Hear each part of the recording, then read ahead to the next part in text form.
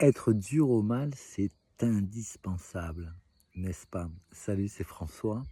Alors justement, tiens, je vais te montrer le logo SOC, synthèse opérationnelle du combat au corps à corps.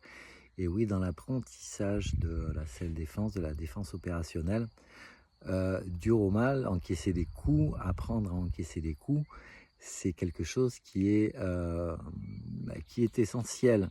Et c'est plus un principe de désensibilisation et ça ne veut justement absolument pas dire que dans la vie, il faut lutter contre tout, c'est difficile de lutter comme on nous l'a appris, il faut pas avoir d'émotions, la vie c'est difficile, c'est dur, et cetera. Non, c'est tout le contraire. Par exemple, dans le SOC, c'est, heu, justement dégager une énergie nécessaire pour que l'apprentissage qui pourra être le tien, va te permettre d'être tellement serein, d'être tellement, confiant à l'intérieur de toi que, justement la thématique de agression potentielle, c'est pas quelque chose à laquelle tu vas penser en permanence.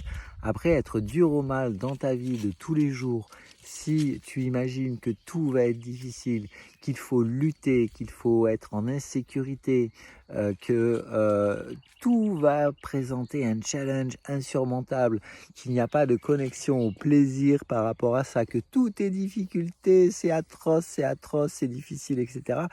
Eh bien, ouais, peut-être que c'est bien d'être dur au mal, peut-être que et certainement que c'est un apprentissage qui aura été le tien, à différents moments de ta vie et je ne sais pas et je t'invite à le partager en commentaire si c'est quelque chose qui est réellement pertinent.